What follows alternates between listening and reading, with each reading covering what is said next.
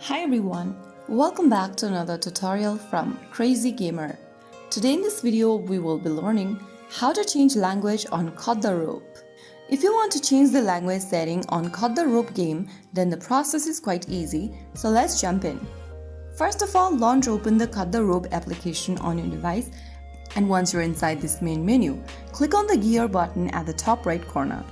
Now from the settings menu that pops up on the screen, click on language. You will then be able to change the language setting to something else. Repeat this step for every other language switch, and then you can easily change your language setting by just tapping on the language button. Select your current language, and that's how you can easily change your language setting. If you found the video helpful, don't forget to like, share and subscribe to our channel. I will be back again in the next episode. Thank you for watching.